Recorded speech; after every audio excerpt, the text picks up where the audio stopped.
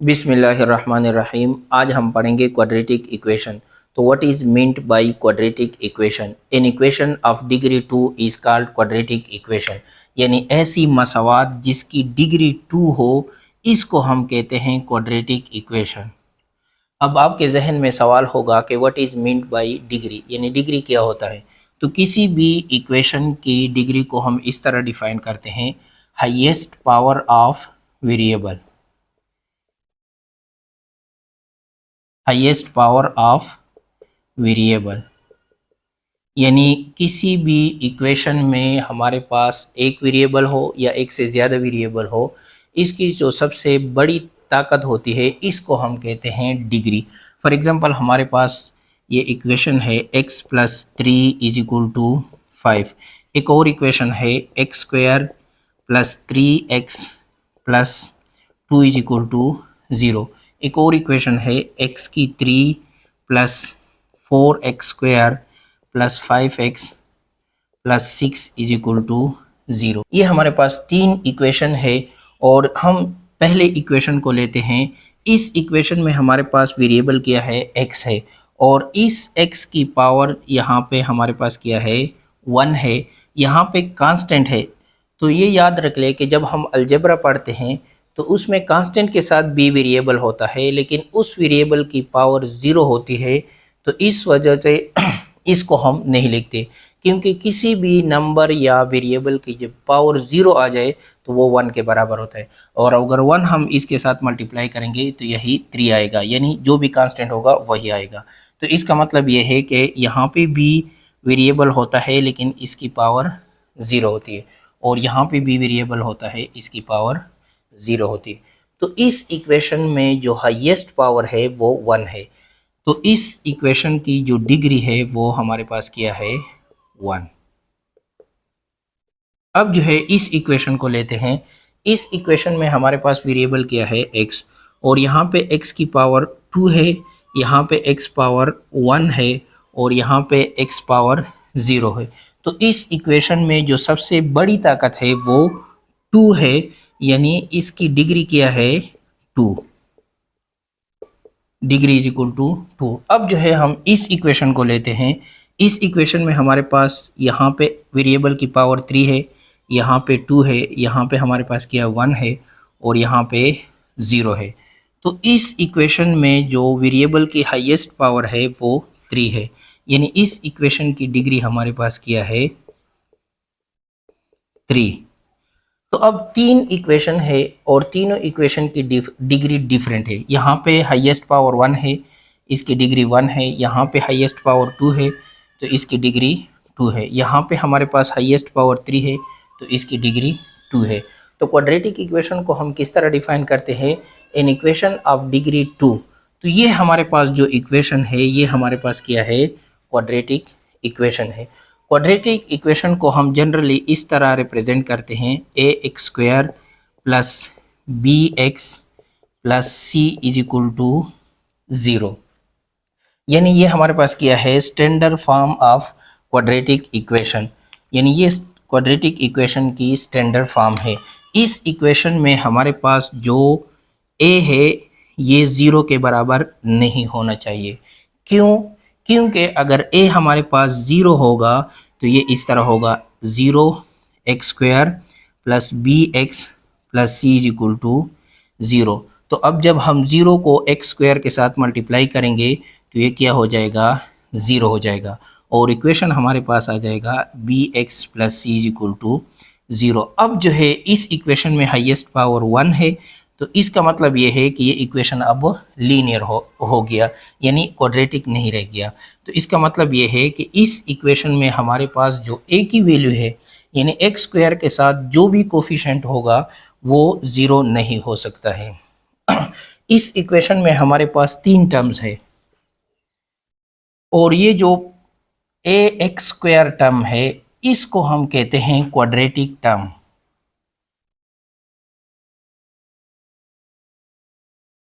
Quadratic term.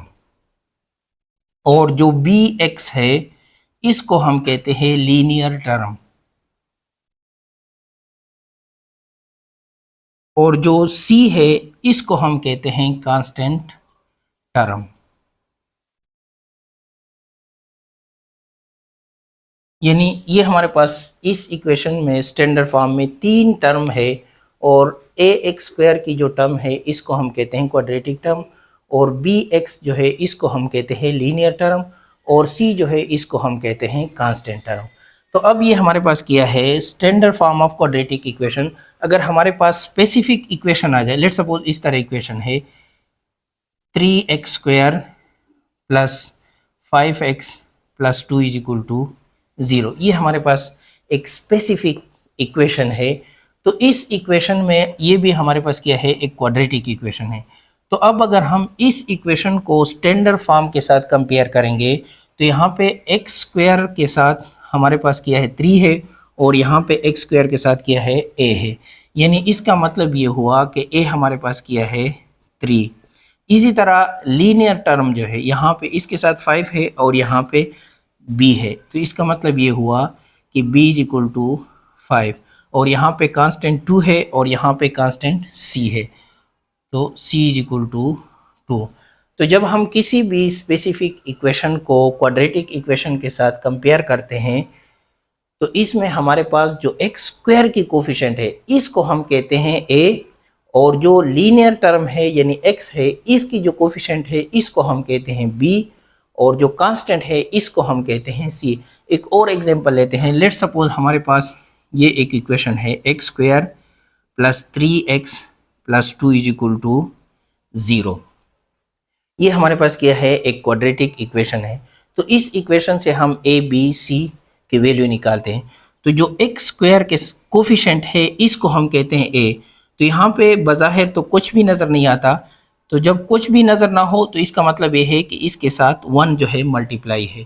तो इसका मतलब ये है कि x² की कोफिशिएंट क्या है 1 है, यानी a हमारे पास क्या है 1 है, और x की जो कोफिशिएंट है यहाँ पे वो 3 है, और x की कोफिशिएंट को हम b कहते हैं, यानी b इज इक्वल टू 3, और यहाँ पे c हमारे पास क्या है 2। अब अगर ये इक्वेशन इस तरह आ जाए, let's suppose x² minus 5x plus 4 is equal to 0, ये हमारे पास क्या है एक क्वाड्रेटिक इक्वेशन है।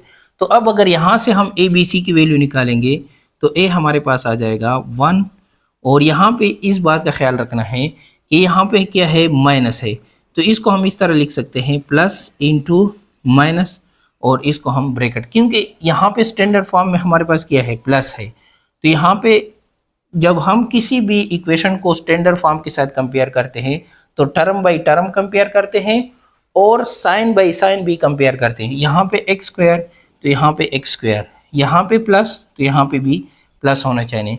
मेरा कहने का मतलब ये है कि यहाँ पे x की जो कोफिशिएंट है वो असल में -5 है, और यहाँ पे c हमारे पास क्या है 4। तो अब जो है ये हमारे पास क्या है एक स्पेसिफिक इक्वेशन है, और इसको हमने स्टैंडर्ड फॉर्म के साथ कंपेयर किया और a b c की वैल्यू निकाली। अब जो है आपने ये सीख लिया कि क्वाड्रेटिक इक्वेशन क्या होता है, और इसकी डिग्री क्या होती है, और इसका स्टैंडर्ड फॉर्म क्या होता है, और जब अगर हमें कोई भी स्पेसिफिक इक्वेशन गिवन हो तो इसको हम किस तरह स्टैंडर्ड फॉर्म के साथ कंपेयर करते हैं। अब जो है हम आते हैं सोल्यूशन ऑफ क्वाड्रेटिक इक्वेशन। तो कोई भी इक्वेशन हो, चाहे लीनियर हो, चाहे क्वाड्रेटिक हो, चाहे क्यूबिक हो, तो इसके सोल्यूशन का मतलब ये है कि हम जो भी वहाँ पे वेरिएबल यूज़ होता है उसकी वैल्यू निकालते हैं, और वेरिएबल की वैल्यू यानी कीमत को निकालने का मतलब ये है कि हर इक्वेशन के लिए वेरिएबल की एक ख़ास वैल्यू होती है जो गिवन इक्वेशन को सेटिस्फाई करता है। सेटिस्फाई करने का मतलब ये है कि अगर हम वेरिएबल की वो वैल्यू उसमें पुट करेंगे तो दोनों इक्वेशन के दोनों साइड से सेम आंसर आएगा। लेट्स सपोज हमारे पास क्या है, ये एक इक्वेशन है x plus 3 is equal to 5। तो यहाँ पे हमारे पास क्या है x की वैल्यू क्या पुट करेंगे कि दोनों साइड से, यहाँ पे 5 है तो इस साइड से भी 5 आना चाहिए।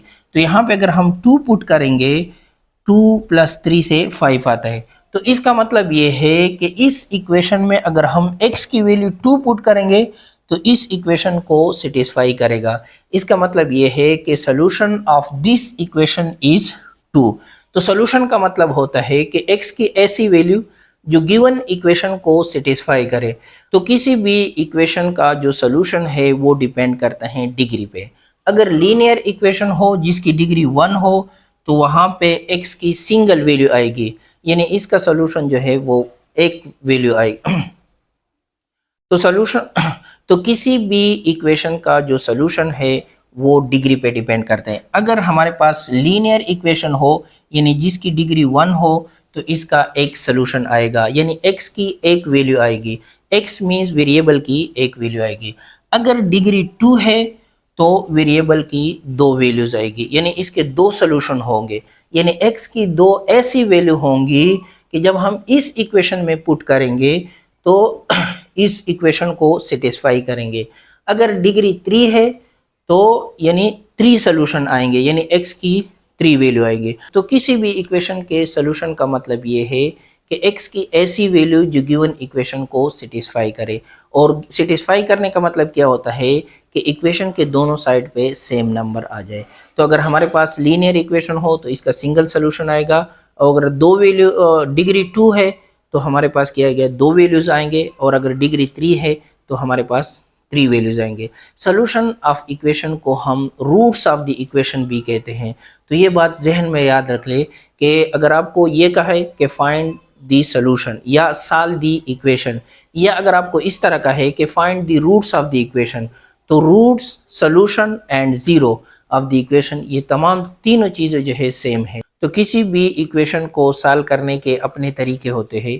क्योंकि हम यहाँ पे क्वाड्रेटिक इक्वेशन डिस्कस कर रहे हैं तो क्वाड्रेटिक इक्वेशन को सॉल्व करने के 3 तरीके हैं। इसमें पहला तरीका है फैक्टराइजेशन मेथड।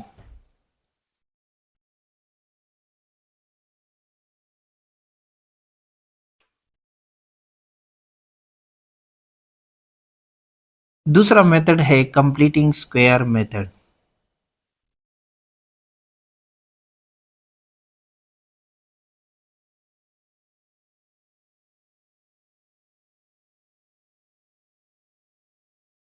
और तीसरा मेथड है क्वाड्रेटिक फार्मूला, यानी क्वाड्रेटिक फार्मूला को यूज करके क्वाड्रेटिक इक्वेशन को सॉल्व करना, क्वाड्रेटिक फार्मूला।